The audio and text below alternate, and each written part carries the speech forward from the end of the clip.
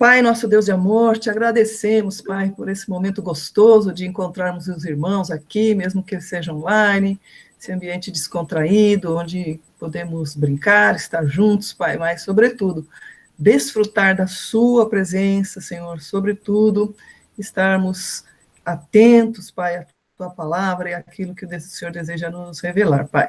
Te agradecemos por esse estudo em Apocalipse, por cada vida que o Senhor está ministrando, e te pedimos mais uma vez que o Senhor ministre a todos os corações de uma forma profunda, significativa, para que possamos discernir o tempo que vivemos, Senhor, para que possamos perceber a tremenda realidade, a vivacidade do Evangelho e a obra de Jesus Cristo naquela cruz, Pai.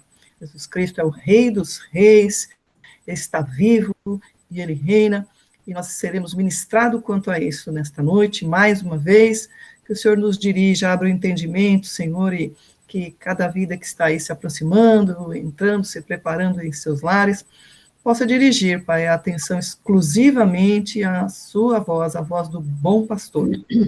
Obrigada, Senhor, por cada vida aqui presente, e entregamos tudo nas tuas mãos, que o Senhor possa mover entre nós e entregar aí as porções devidas a cada um.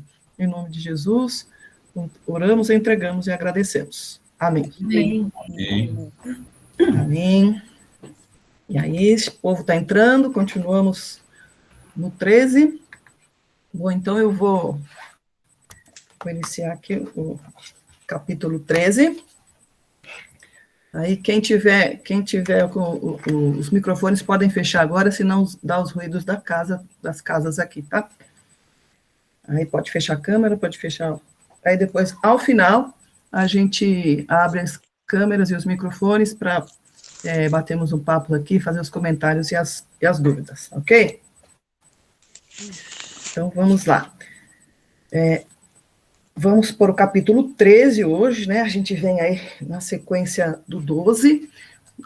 Temos esse resuminho aí que a gente sempre recapitula no início das aulas, né? Viemos caminhando aí com toda a história das 7 igrejas, toda a revelação entregue aí ao apóstolo João para se dirigir daí às 7 igrejas. Depois vem aquela visão da sala, do comando do universo, que é o trono de Deus. E ali o Senhor Deus está com o rolo, né, nas mãos, né, o rolo que é a história da humanidade, está selado com 7 selos, e o João chora porque não tem ninguém para abrir, e Jesus Cristo, então, vem e pega aquele rolo, e aí vai o desenrolar da história na abertura dos 7 selos.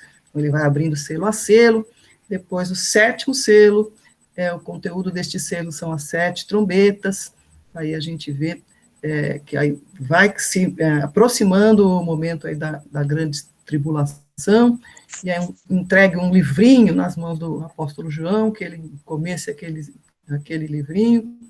Depois, o capítulo 11, as 2 testemunhas, né, aí já estamos entrando, o anjo já está para tocar aí a 7ª trombeta, vem as 2 testemunhas, que são o finalzinho da pregação aqui na Terra, né, o Evangelho tem um tempo para ser pregado, essas 2 testemunhas vêm e pregam.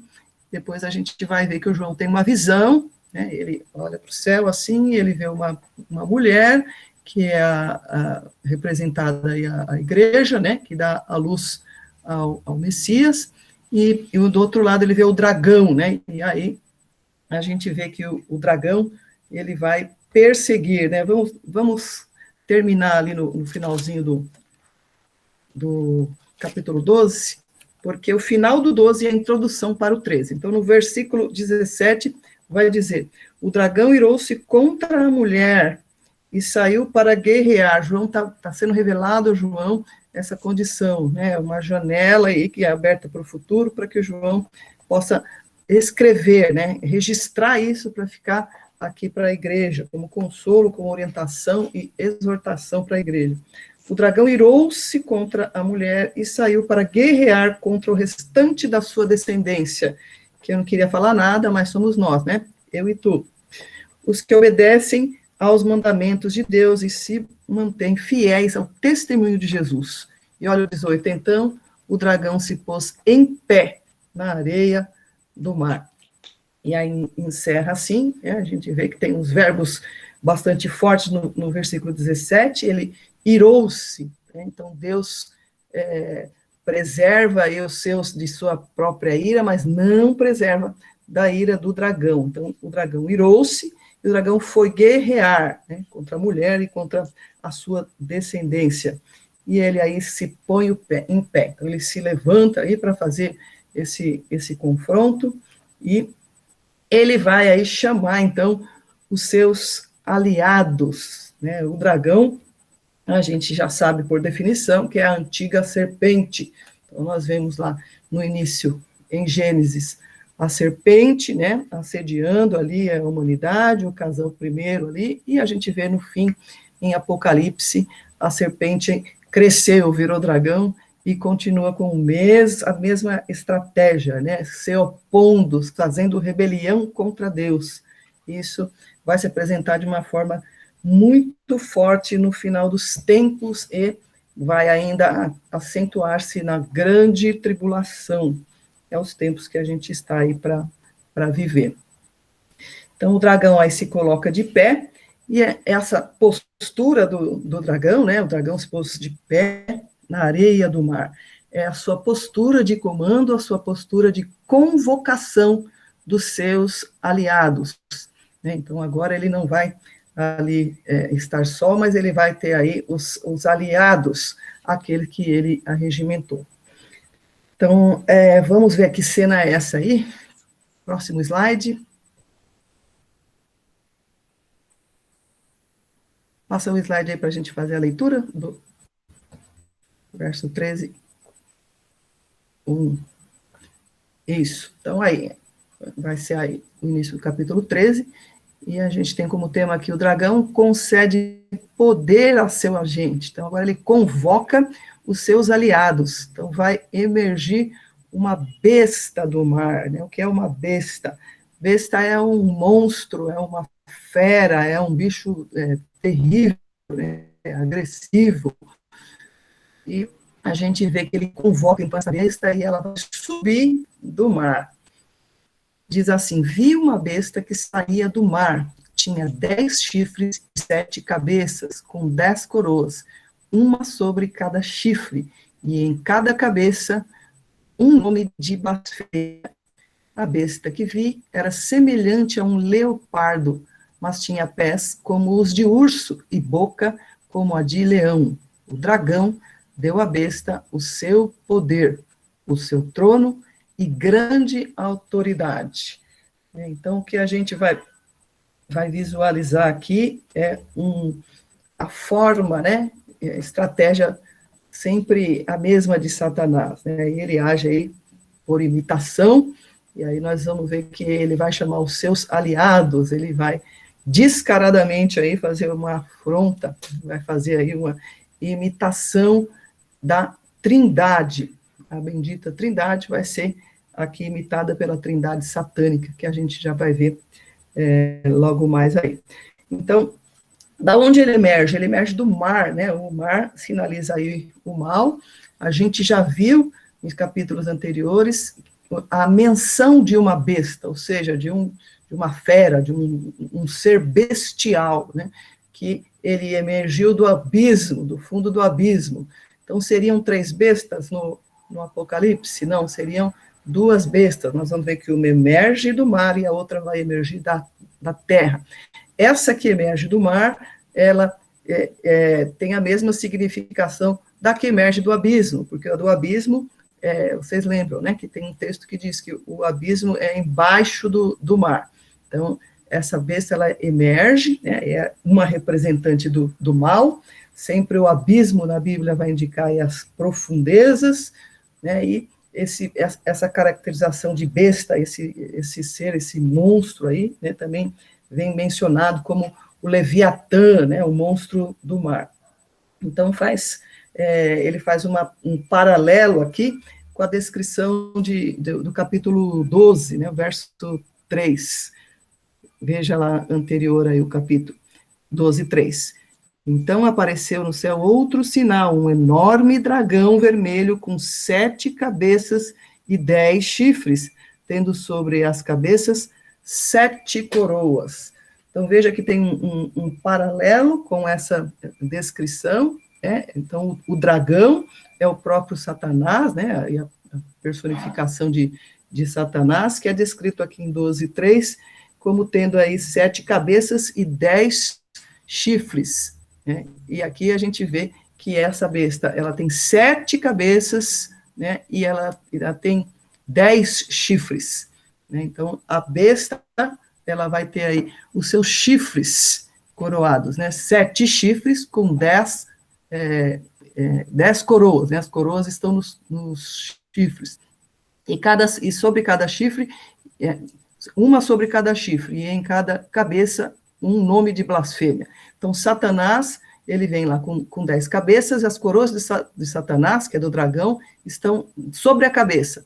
As coroas da besta estão sobre o chifre, né? Chifre é esse poder, essa força, que vai representar aí o sistema econômico, né? O sistema político e econômico. Então, essa besta, ela vai sair, ela emerge aí do mar, e tem essa composição aí, que tem um paralelo com o próprio dragão, né, que é mencionado sendo vermelho no capítulo 12. E ela era semelhante a um leopardo, né, essa cena é dramática, a gente tem que imaginar o seguinte, né, ele se posiciona lá, vai imaginando aí na sua mente, ele se posiciona, o dragão se posiciona na areia da praia ali, e ele olha para o mar e ele convoca, né, e vai vagarosamente emergindo do mar, não é que foi assim, pá, mas vai devagarzinho, né, veja que a descrição, ela tem uma sequência, viu, uma besta que saía do mar, primeiro saem os chifres, vem a cabeça, dá para ver as coroas sobre cada chifre, e aí depois é que ele vai desenvolver aí o corpo, né, e aí vai falar da semelhança com animais, então ele vai falar. A besta era semelhante a um leopardo, mas tinha os pés como os de urso e boca de leão. Esses animais aí, a gente tem que sempre ter a referência do Antigo Testamento. Apocalipse não tira do nada essas referências. Então, essas referências aí são lá do livro de Daniel. Podemos ir lá para Daniel. Daniel, capítulo 7. Vamos fazer a leitura, porque são referências importantes. Diz assim lá. No primeiro ano de Belsazar, rei da Babilônia, Daniel teve um sonho, e certas visões passaram por sua mente, estando ele deitado em sua cama. Ele escreveu o seguinte resumo do seu sonho. Em minha visão, à noite, eu vi os 4 ventos do céu agitando o grande mar. 4 grandes animais diferentes um dos outros subiram do mar. O primeiro parecia um leão e tinha asas de águia. Eu o observei e, em certo momento, as suas asas foram arrancadas e ele foi erguido do chão. Firmou-se sobre 2 pés como um homem e recebeu o coração de homem.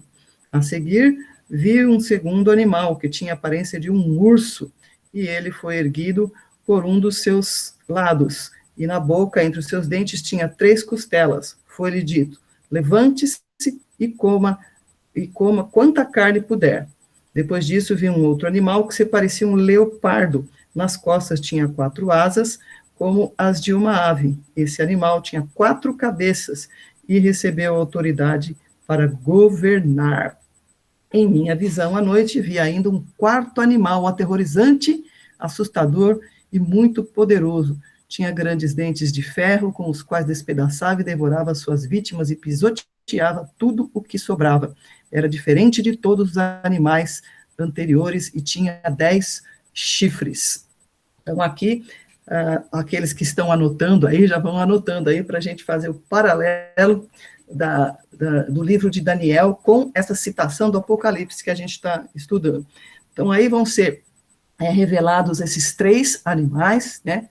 Esse leopardo, ele representa aí a Babilônia, o urso representa o Império Medo-Persa, e o leopardo representa o Império Greco-Macedônio. Então, a gente vê que são impérios, são sistemas que vão dominando o mundo, né? E o quarto animal, né, que não é citado aqui, diz respeito a, ele só fala que é terrível, né? É o Império Romano, né? Então, essa sequência dos povos, né, dos sistemas que dominaram a Terra, sistemas humanos, né? Então, essa representação. Então, voltando ali a Apocalipse 13, imagina isso, né? A besta, ela vai emergindo lentamente, e o dragão vai poder aí, contar com esses aliados. Então, eles vêm aí, na visão de Daniel, a gente vê separados como 4 animais, aqui é um conglomerado, né? Todos já estão aí unidos ali. E o dragão deu à besta o seu poder, o seu trono e grande autoridade, né? Então,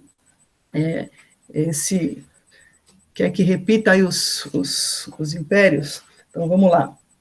O leão significa Babilônia, o leão é o Império Babilônico, o urso é o Império Medo-Persa, e o leopardo é o Império Greco-Macedônico, né? Todo aquele domínio grego, do Alexandre o Grande. E o quarto aí seria aí o Império Romano, que vai estar em ênfase aqui agora, né? Então, são esses animais aparecem ali, né? Essa composição, essa imagem que João recebe aí, que é para poder nos passar. E por que essa significação desses impérios? Simplesmente porque os impérios, eles exigiam, né, que o imperador fosse chamado de Deus, recebesse aí o título de Deus. Por isso a gente vê no verso 1, e em cada cabeça um nome de blasfêmia.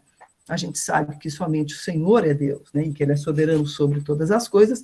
No entanto, cada um desses impérios que se ergueu sobre o domínio da humanidade, ele desejou ser Deus, ele quis ser chamado de Senhor, né, aquele que tem todo o poder, quis ser cultuado, quis ser adorado. Então, eles são apresentados aí claramente, e cada cabeça tem essa blasfêmia aí que afronta a autoridade do Senhor.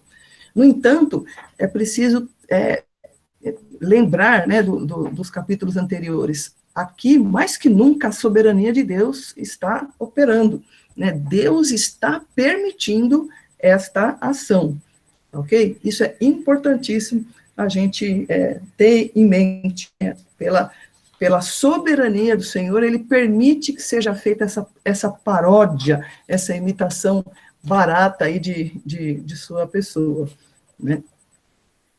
Então, para a gente ficar mais, memorizar um pouco melhor, aí vem a imitação, né? Então, quis antecipar aqui essa visão para você ir compreendendo as coisas que vão se seguir. Então, essa seria a trindade satânica, né? Então, o sistema anti-Deus.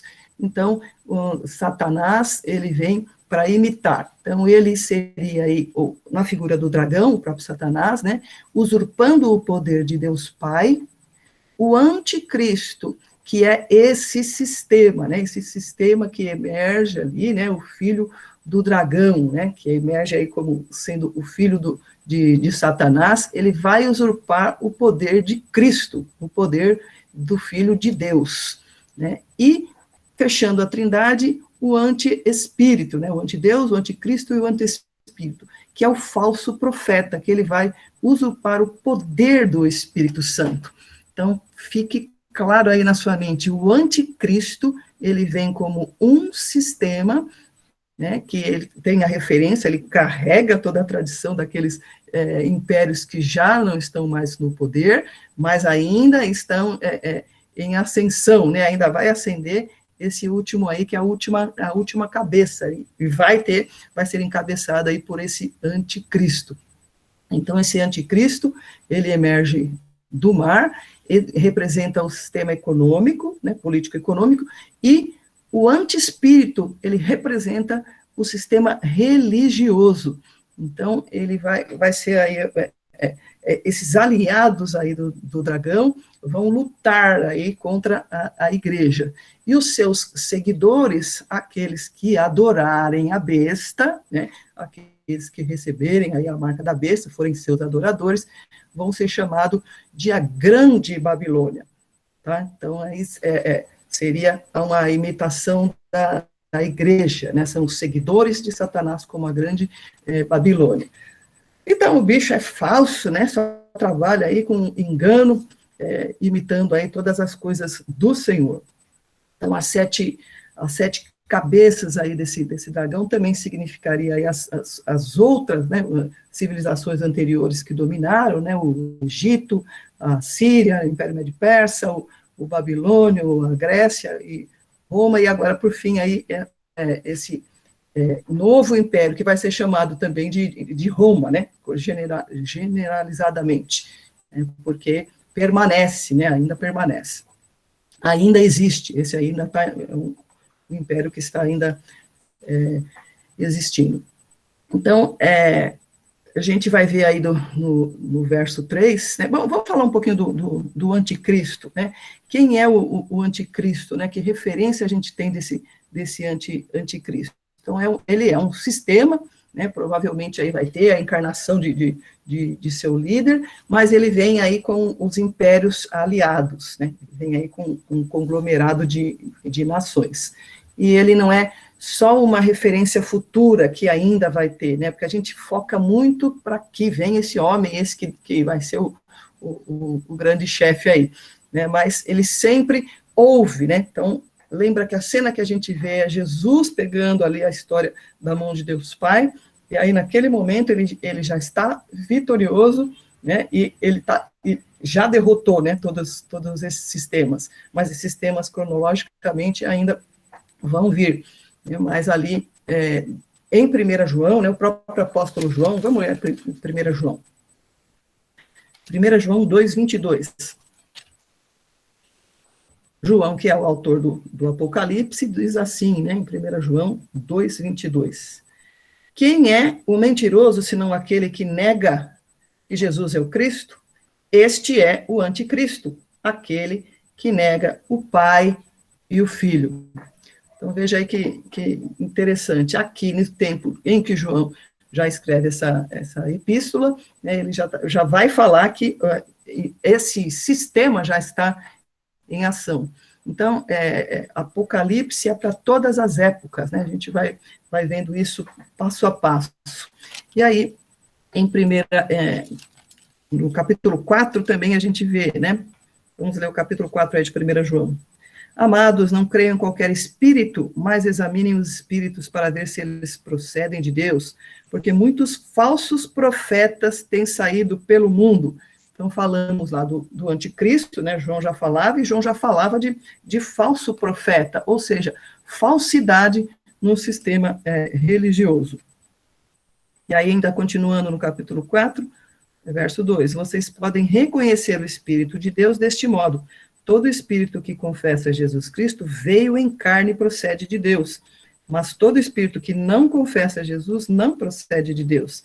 Este é o espírito do anticristo, acerca do qual vocês ouviram que está vindo e agora já está no mundo.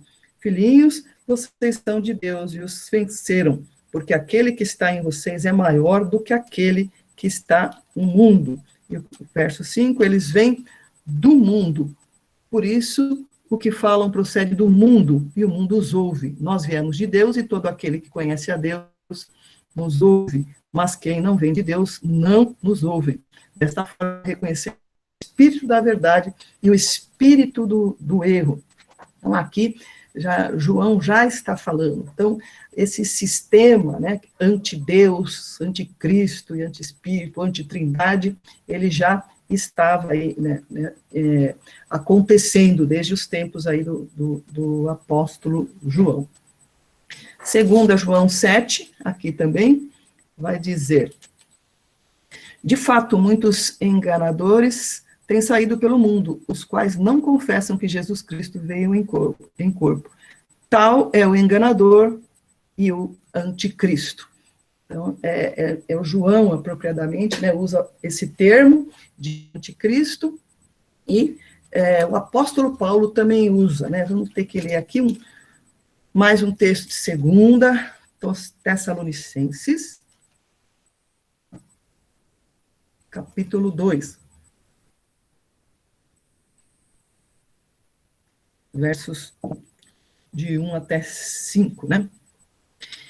E quanto à vinda de nosso Senhor Jesus Cristo e a reunião com ele, rogamos a vocês que não se deixem abalar nem alarmar tão facilmente, quer por profecias, quer por palavra, quer por carta supostamente vinda de nós, como se o dia do Senhor já tivesse chegado. Não deixe que ninguém os engane de modo algum. Antes daquele dia virá a apostasia, e então será revelado o homem do pecado, o filho da perdição. São outras expressões que Paulo usa aqui para designar o anticristo, o filho da perdição, homem da iniquidade, ou seja, uma porcaria, uma tranqueira sem caráter nenhum, o anticristo. Verso 4, este se opõe e se exalta acima de tudo o que se chama Deus, ou é objeto de adoração, chegando até a sentar-se no santuário, proclamando que ele mesmo é Deus. Não se lembram de quando eu ainda estava com vocês, costumava lhe falar essas coisas, e agora vocês sabem o que está detendo, para que ele seja revelado no seu devido tempo. A verdade é que o mistério da iniquidade já está em ação, restando apenas que seja afastado aquele que agora o detém. Então será revelado o perverso, a quem o Senhor Jesus matará com o sopro da sua boca e destruirá pela manifestação da sua vinda. A vinda deste perverso é segundo a ação de Satanás, com todo o poder, com sinais, com maravilhas enganadoras. Ele fará uso de todas as formas de engano, da injustiça para os que estão perecendo, porquanto rejeitaram o amor à verdade que os poderia salvar. Então, o bicho é muito ardiloso, né, muito ruim mesmo, e ele vem com toda a ira, né, porque ele sabe que ele está derrotado, ele sabe que lhe resta pouco tempo. Então, a igreja tem um tempo da proclamação, né? Lembram-se do cavaleiro branco que saiu aí, que representando o evangelho. Então, enquanto o evangelho está sendo pregado, né, ele não recebe essa liberdade de atacar frontalmente e totalmente a igreja, mas aqui, ao final, eles têm a permissão de Deus. E aí a gente vê, então, que a imitação vai ser algo que vai balançar, fala inclusive de apostasia. O que é apostasia? Muitos vão abandonar a fé, abandonam completamente a fé, né? Vira as costas para Deus, né? Como a gente vai ver aí nos próximos versos. Então, o dragão concede poder ao seu agente, né? Então, que é esse poder político-econômico representado pela besta que emerge do mar, ela sobe do mar, né? E aí, uma das cabeças da besta parecia ter sofrido um ferimento mortal, mas o ferimento mortal foi curado. Todo mundo ficou maravilhado e seguiu a besta. Então, a gente vê no Evangelho, né, de Jesus ali, quando Jesus está no seu ministério, que as multidões ficavam maravilhadas, né, e aqui também as multidões vão se maravilhar, né, no momento aí que aparecer esse suposto aí, né, pacificador, ele vem no primeiro momento aí como um líder, né, de nações, propondo aí a paz, e chega um momento que ele rompe e ele vai descaradamente para a afronta contra Deus. E a imitação dele é caprichada, né, não é qualquer coisa, ele imita bem, né. Então, olha lá, uma das cabeças parecia ter sofrido um ferimento. Então, aqui vem mais uma paródia, a paródia da ressurreição de Cristo. Então, ao passo que Jesus foi morto na cruz, ressuscitou ao terceiro dia, veja que a besta parecia, essa cabeça ferida aí, parecia que era um ferimento mortal, mas foi curado. Então, ele simula aí a ressurreição e todo mundo fica maravilhado aí com a besta. Então, ele, talvez aqui uma referência do próprio sistema romano, né, uma referência aí a Nero. Nero foi um imperador aí terrível, né, e perseguia muito os cristãos, e aí ele morre, e depois, tempos depois, quando sobe o imperador Domiciano, falava-se aí que era um novo Nero, né, ou seja, um império ali que parecia estar já enterrado, ele reaparece. Então, na questão aí, tratando-se aí dos sistemas, né. Então, essa cabeça aí se recupera. E eles adoraram o dragão, né, que tinha dado autoridade à besta, e também adoraram a besta, dizendo: quem é como a besta? Quem pode guerrear contra ela? Então, as coisas aí que eram ditas ao Senhor Deus, né, a Deus Pai, ditas aí a Jesus, agora aqui os seguidores da besta, adoradores, né, e por tabela do dragão, eles vão fazer essas mesmas exclamações, né, quem é como a besta, e se curvam e se dobram. Então, eles vão cada vez mais tendo afinidade com esses sistemas, cada vez mais aí estando influenciados e dominados, a ponto de fazerem até essas declarações litúrgicas de culto e de adoração, né? Então, tem um texto aqui de 2 Coríntios 4, 2 Coríntios 4, versos 3 e 4. Mas se o nosso evangelho está encoberto para os que estão perecendo, é que está encoberto. O Deus desta era cegou o entendimento dos descrentes, para que não vejam a luz do evangelho da glória de Cristo, que é a imagem de Deus.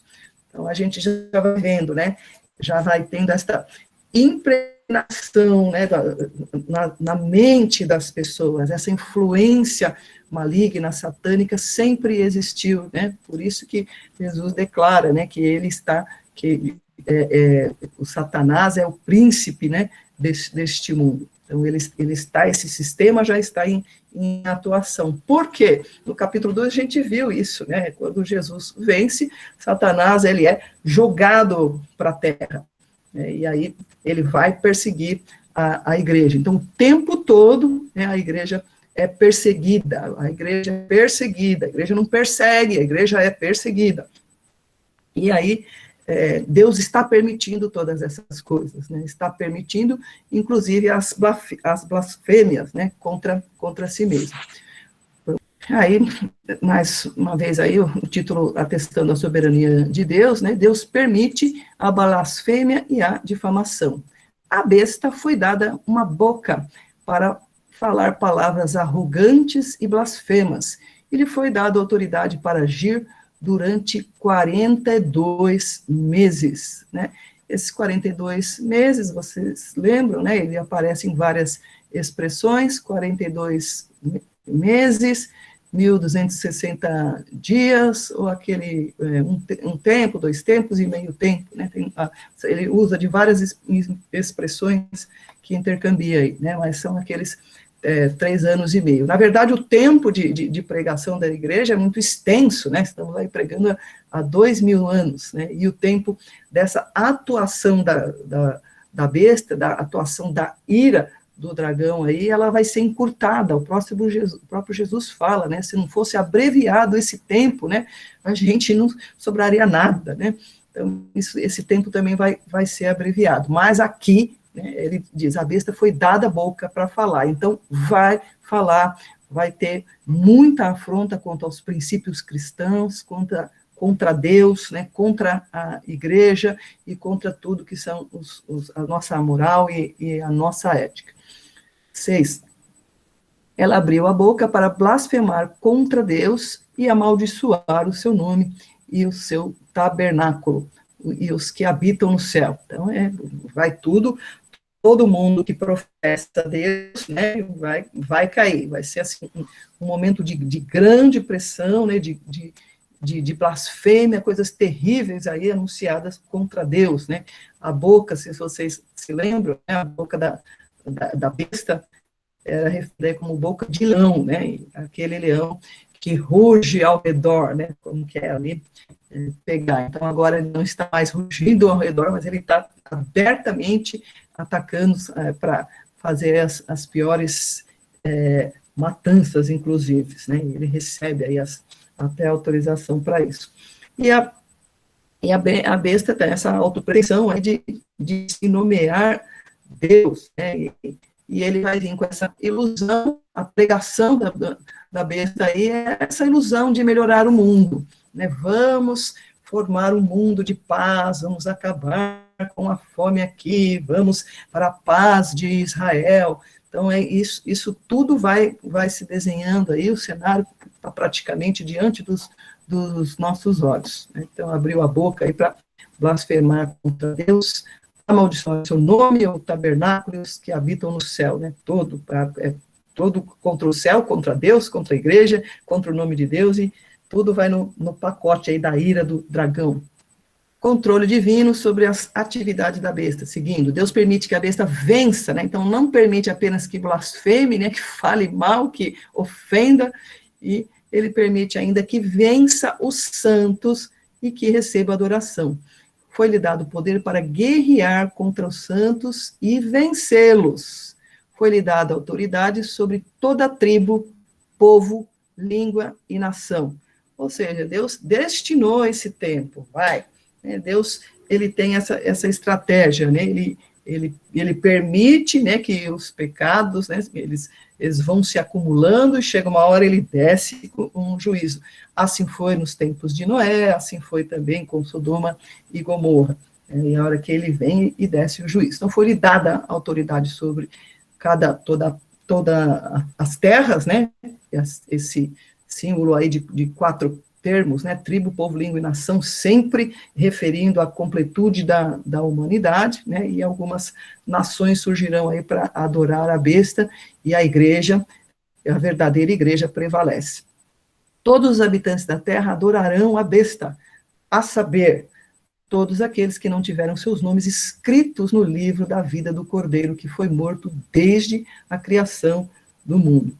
Então, essa besta, ela vai se dar bem, né? Ela vai regimentar aí, né? Lembra-se que ela ataca as 2 testemunhas, que são aqueles últimos profetas ali pregando, né? E ela tem o poder de matar, e depois, a vitória final a gente sabe que é de Cristo, né? Mas vai ter toda essa questão de guerrear contra os santos. Então, o Senhor nos avisa isso para nos deixar preparados para esse tempo de perseguição. É um tempo de perseguição, mas não é essa perseguição que a gente só vê falar de longe, vai vir para a nossa carne, vai vir para a nossa situação. Então, porque vai ser assim, você adora Cristo? Então você vai ser podado de fazer certas coisas, né? Você vai recebendo pressão. Mas a gente vê aí que a adoração, ela se estende aí universalmente, né? Aqueles que têm o nome, né, não vão adorar, ou seja, não vão dançar conforme a dança do mundo, né? Mas eles são regidos pela palavra de Deus. E o que é a palavra de Deus? É a palavra de Deus. A palavra de Deus está na Bíblia. O que está na Bíblia, Deus falou. O que não está na Bíblia, Deus não falou. E o que Deus não falou não é palavra dele.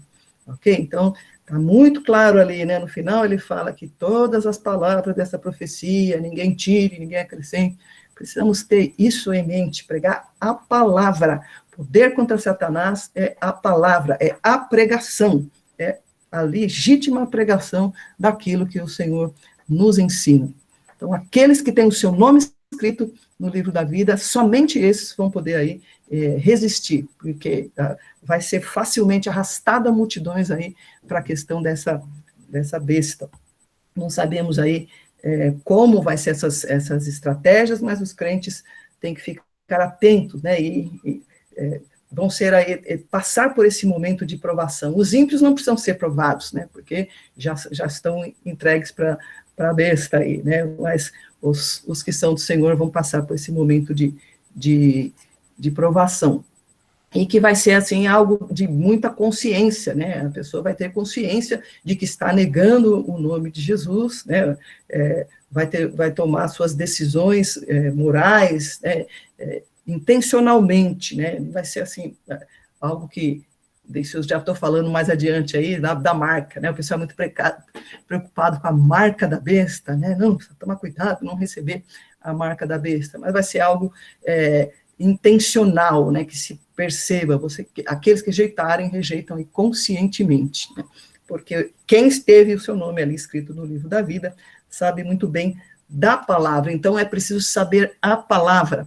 Isso é mais um estímulo para que a gente estude a palavra, porque pode chegar um momento em que não haja Bíblia, meu querido, aí você vai ficar morrendo de vontade de ler a Bíblia, e não vai poder. Então você precisa ter um arquivo mental, né?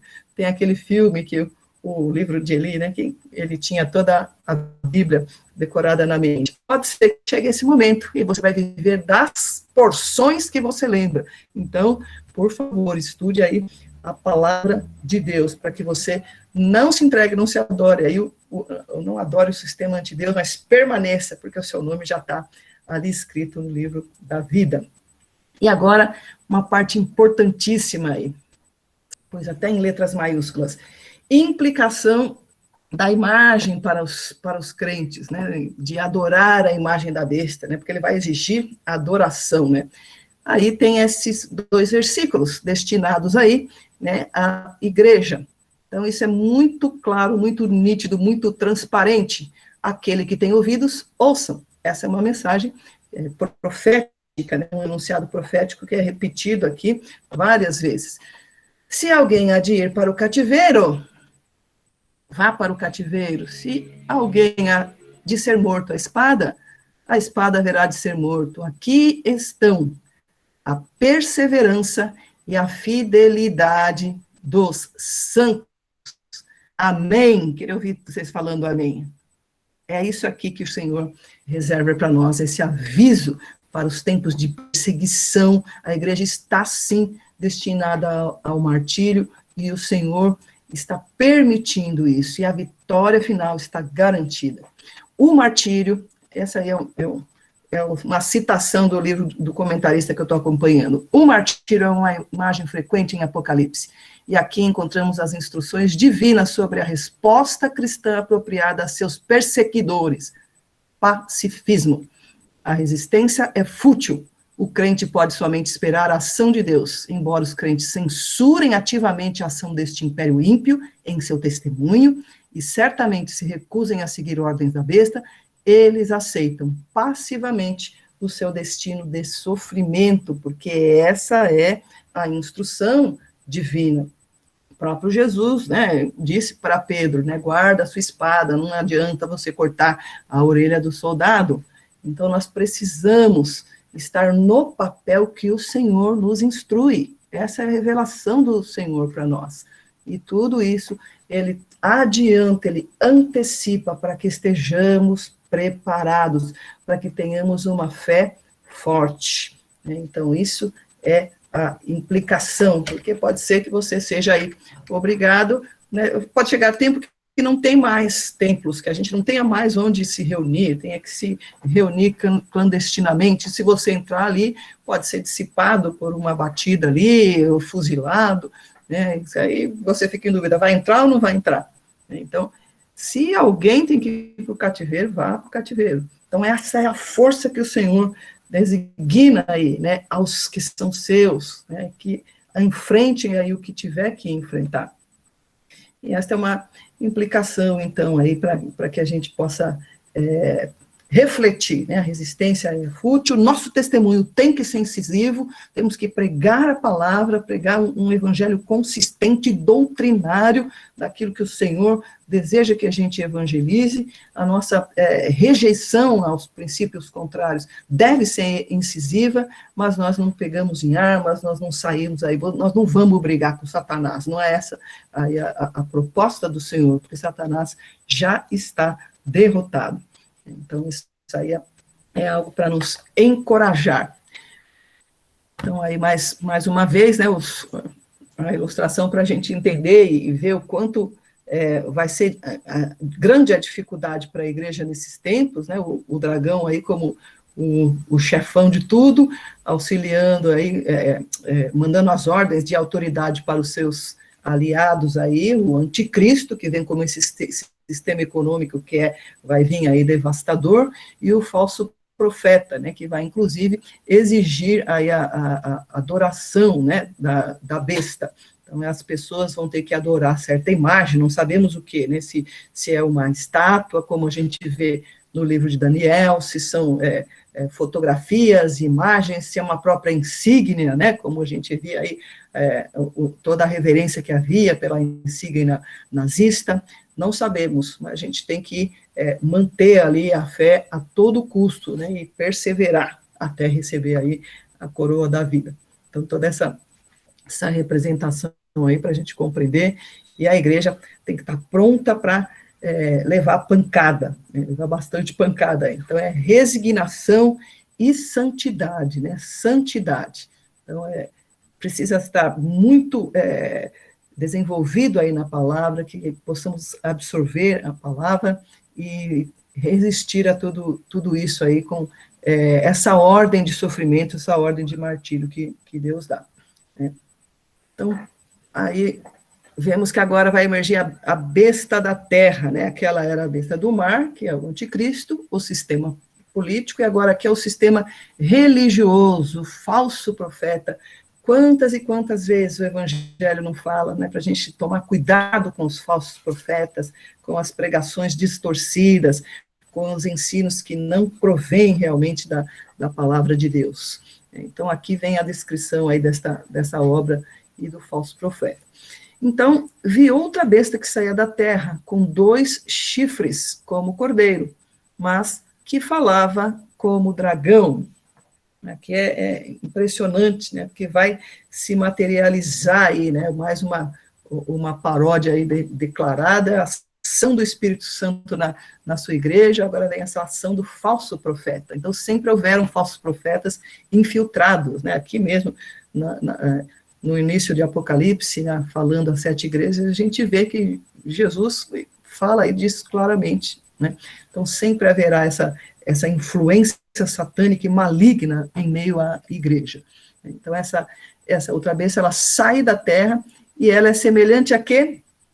Ao cordeiro. Então, parece um cordeiro, tem chifres parecidos como o do cordeiro, mas não é um cordeiro, né? Por isso que o Senhor Jesus fala, né? Mantenham-se longe aí dos lobos disfarçados de cordeiro. Então, é algo que a gente já conhece, mas aqui, quando a gente encaixa tudo em Apocalipse, é excepcional, né? Que a gente vai vendo quão concreto aí é a palavra do Senhor.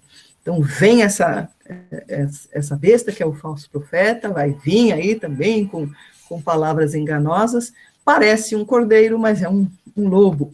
E a aparência dele engana, mas pela fala dele pode-se discernir, mas que falava como dragão, que é a mesma coisa que o João diz, né, ali na epístola que nós já lemos, né, que nós temos que discernir aquele que confessa a Cristo e aquele que não confessa a Cristo. Então, algo estranho é detectável nessa conversa aí desses falsos profetas, desses lobos em peles de cordeiro. Algo estranho ali fica aí destoando. E exercia toda a autoridade da primeira besta, em nome dela, né? Então, ele aí exaltando, vejam aí, a parte religiosa, exaltando todo o poderio econômico e político, e falando em nome dela, e fazia a terra e seus habitantes adorarem esta primeira besta, que é a que emerge do mar, cujo ferimento mortal havia sido curado. Então, veja que o poder de iludir vai ser bastante intenso, né? Pode seguir? E aí vai fazer, inclusive, pode pôr o verso 13. Fazer, inclusive, enganar as pessoas aí através de milagres, né? E aí o povo fica maluco quando veem esses milagres, os quais também o Senhor permite que executem, né? E realizava grandes sinais, chegando a fazer descer fogo do céu à terra, à vista dos homens. Por causa dos sinais que lhe foi permitido realizar em nome da primeira besta, veja bem claro aqui, por causa dos sinais que lhe foi permitido, o Senhor dando linha, né? Pode ir, dando corda. e ela enganou os habitantes da terra. Então, as pessoas vão ficar maravilhadas com a sua fala, com o seu propósito de paz, com a sua lábia doce ali, né? Mas é tudo enganação. E ordenou, e aí vai encaminhando para a adoração, ordenou-lhes que fizessem uma imagem em honra da besta, que fora ferida pela espada, e contudo revivera. Então, ele vai outorgar a si mesmo, né, a adoração, e vai, inclusive, aí, né, vai dar vida a essa imagem, no verso 15, ó, foi-lhe dado poder para dar fôlego à imagem da primeira besta, de modo que ela podia falar e fazer que fossem mortos todos os que se recusassem a adorar a imagem.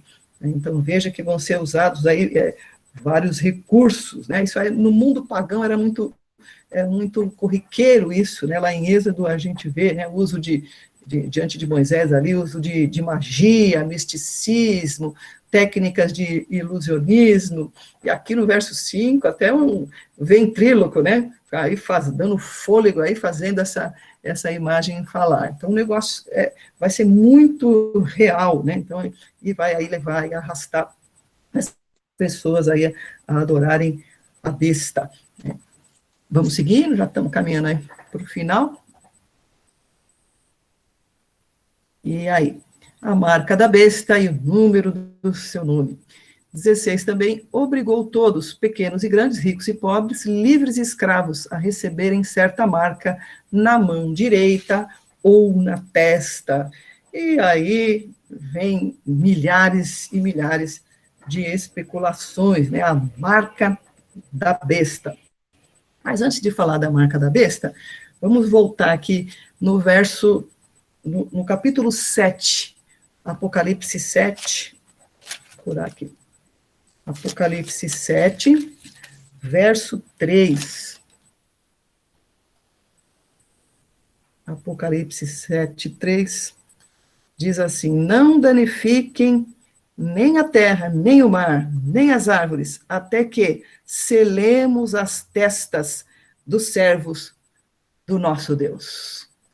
Abra bem os seus ouvidos para compreender aí a ação do Senhor. Aqui ele está, lembra-se, aqui esse é um capítulo à parte, né, quando está se desenrolando todos aqueles flagelos, ele coloca aqui, mas não vai danificar nada antes de selar os meus. Você viu? Ele sela onde? Na fronte. Não danifiquem nem a terra, nem o mar, nem as árvores, até que selemos as testas do servo do nosso Deus. O Senhor sela na fronte. Capítulo 9, verso 3 também. Da fumaça saíram gafanhotos que vieram sobre a terra, e lhes foi dado poder como os dos escorpiões. Eles receberam ordens para não causar dano nem à relva da terra, nem a qualquer planta ou árvore, mas apenas aqueles que não tinham o selo de Deus na testa. Antes de falar da marca da besta, a gente tem que falar do selo de Deus. Nós somos selados. E qual é o selo de Deus? O selo de Deus é um selo invisível, é o Espírito Santo em nós. O selo de Deus em nós, que é referido na fronte aqui, ele está na testa, porque ele é uma marca moral. A ênfase de Apocalipse 13 é a santidade. Você já está selado na testa, aí com a marca moral do Senhor. O que você precisa desenvolver? Santidade, intelecto, a sua vontade e a sua ação são para o Senhor. Então, a sua mente é para o Senhor e as suas atitudes são para o Senhor.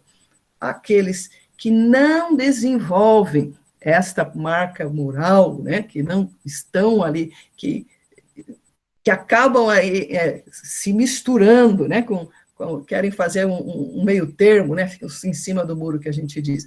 Você tem que ter a convicção da sua marca, porque essa marca na testa representa, então, a sua mente influenciada pelo Senhor, né? E a marca na testa, feita pela besta, também é uma marca na mente. Satanás trabalha o tempo todo no terreno da mente para que você parta para ações malignas. E muitas vezes a gente fica entre cá e lá, mas é muito primordial no Evangelho a pregação de santidade ao Senhor. Sede santos, porque o Senhor é santo. Então, essa marca, eles tinham que receber certa marca, na mão direita ou na testa. 17. Para que ninguém pudesse comprar e nem vender, a não ser quem tivesse a marca, que é o nome da besta, ou o número do seu nome. Então, aqui, aí vem, né? Então, essa marca, né, é discutida muito, né? Acho que predominantemente pelo chip que você vai colocar na mão ou na testa, mas o texto aqui, ele concorre mais para uma marca que seja uma marca moral, né, que está mais aí em consonância com esses textos, da marca do Senhor, da marca que o Senhor também nos colocou em nossa mente, né, e ali está em Romanos 12, né, nós não nos amoldamos a este mundo, mas nós nos transformamos na metanoia, segundo o Espírito. Então, isso é importante, tem que ser importante aqui hoje, você desenvolvendo aqui, né, na hora que você vê a besta, e agora eu vou desenvolver santidade, é aqui, nós vamos desenvolvendo, nós estamos sendo aí amadurecidos, aperfeiçoados pelo Senhor. Então, isso diz respeito a isso. Mas por que está falando aí que não vai poder comprar e nem vender? Porque a perseguição, ela será terrível, né? E aqueles que não adorarem a besta, que se recusam e que têm a marca do Espírito, eles vão ser rechaçados, né? Simplesmente eles podem ser aí taxados de mais impostos, podem ser suas propriedades tomadas, podem ficar desempregados. Isso daí é uma realidade que pode vir, né? Vão ver o seu poder aquisitivo declinar, subir, vão inclusive passar fome, podem inclusive morrer.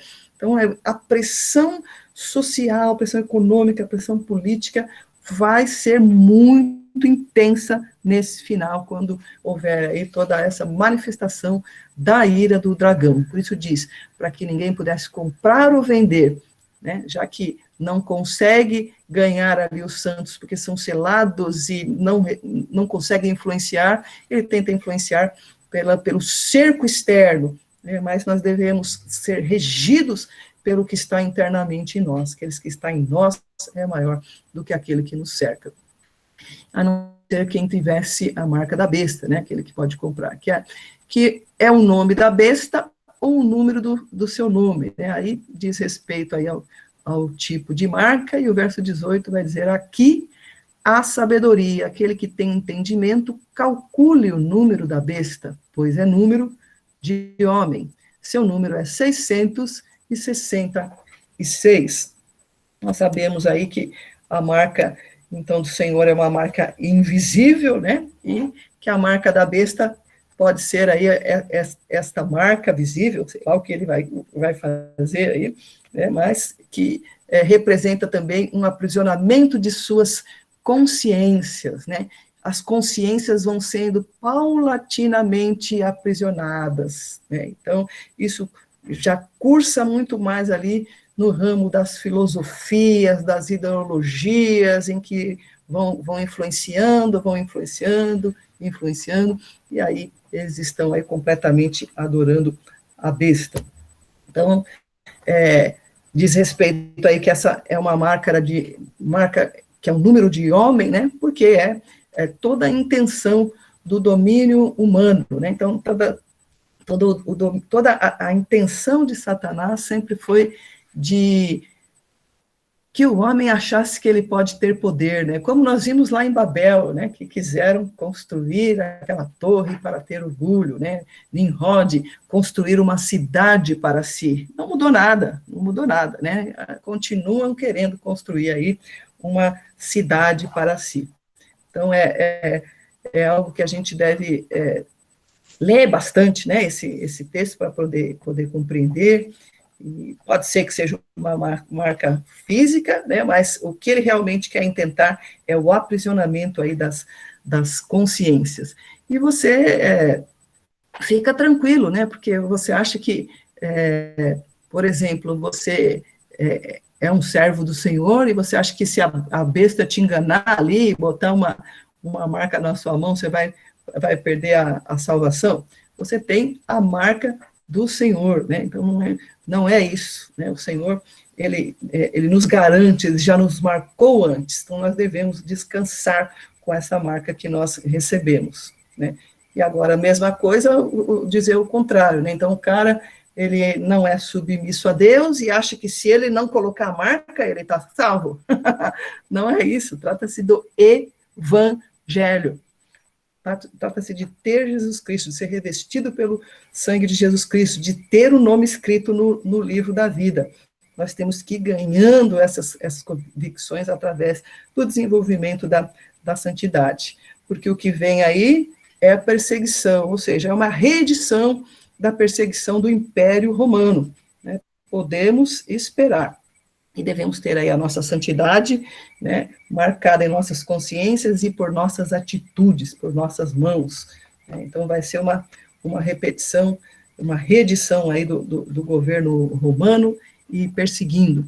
Então, o antídoto contra a marca da besta é ter nascido de novo, né? Então, que nós possamos descansar nisso, né? Momentos difíceis virão sim, mas a recomendação da palavra aqui está muito, muito claro, né? A pressão vai ser violenta. E esse número 66, acho que eu fiz mais um slide aí para dar uma explicadinha. Passa o último slide. Esse número 66 aí, ele é retirado, né, de uma... É uma técnica judaica antiga que chama gematria, né, que eles atribuem valores às letras do alfabeto hebraico e faz uma soma, né, no nome da pessoa ali, para dizer ali, alcançar um número, né, isso também origina aquelas coisas de numerologia, cabala, essas coisas todas aí. E aí somando as letras e analisa o nome. Então, tem muitos nomes que são ditos aqui, né? O nome Nero César disse que somava aí 666, também o nome de Domiciano, né? Titus Flávios Domiciano, e até um nome Lateinos, né? Que é o povo latino, né? Que, povo latino proveniente de Roma, né? Desse Império Romano. Então, esse número aí é algo que vem aí origina aí dessa técnica. Mas, resumindo, né, a guerra de Satanás contra a humanidade, coloquei aí uns para a gente sumarizar, né? Satanás sempre teve um desejo egocêntrico por adoração, né? Sempre quis ele ser Deus. Esse é o pecado de Satanás. E do primeiro livro ao último da Bíblia, né? Em Gênesis a gente vê ele como serpente, agora aqui crescido, né? Mais orgulhoso do que nunca, mas ele sabe que ele está derrotado. Devemos entender esse texto de Apocalipse 13 para todas as épocas, lembrando que foi escrito aqui para 7 igrejas, foi dado a João para compreensão imediata ali. Então, a abordagem Apocalipse, que fala do passado, que é a preterista, né, devemos entender que ali o culto ao imperador e a participação das festas comerciais e cerimônias do templo, né, deveriam ser rejeitados, né, e muita gente queria participar dos dois, né, queria ser cristão e continuar lá nos cerimoniais do templo pagão. A abordagem idealista, né, que fala da época presente, diz ali que muitos anticristos e falsos profetas sempre estiveram atuando em todos os tempos, e nós provamos isso vendo que João já dizia, e que em todo tempo aí a gente vê as falsas doutrinas sendo desenvolvidas aí na igreja, as heresias, certo? E a abordagem futurista, essa que nós estamos aguardando ainda acontecer e se cumprir, que é o período final da história, diz respeito aí à grande tribulação, né, onde nós vamos presenciar que a recusa de adorar, ela será um crime capital. Então, eu e você seremos criminosos, perseverando aí na fé cristã, e que, se isso acontecer, devemos ir até as vias de ser preso, ou até mesmo as vias de ser morto pela espada, né? Então, lembrando aí do anticristo, do falso profeta, e ambos aí sobre o poder do dragão.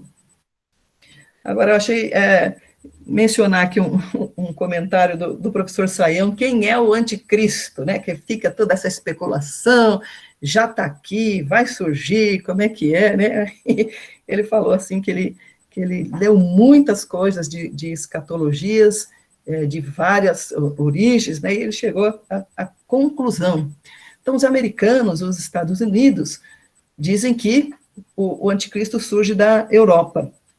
O pessoal aqui da América Latina, né, anticapitalismo, diz que surge com certeza dos Estados Unidos.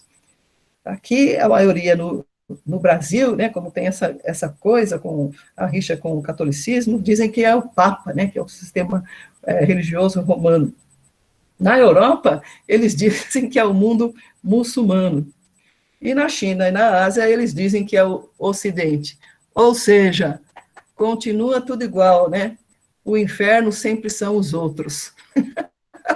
Nós não sabemos, porque é uma coisa aí de todo o controle do planeta, do universo, né? O Senhor está fazendo novas todas as coisas, e o que Ele nos revelou está contido aqui, né? E o que Ele não revelou, realmente, nós não podemos completar e achar que as coisas são de acordo com cada mentalidade, né? E essa comprovação do Sayão aqui deixa muito clara, né? Cada povo vai falar que é o outro, cada povo joga a, a, a capa do vilão para o outro, né? Nenhum quer saber de não se achar santo, né? Então, é algo interessante para a gente considerar, né? E precisamos estar atentos, precisamos estar sempre apegados à palavra, né? E sabemos que esse tempo aí pode demorar para vir, mas como pode sobreviver rapidamente, né? Então,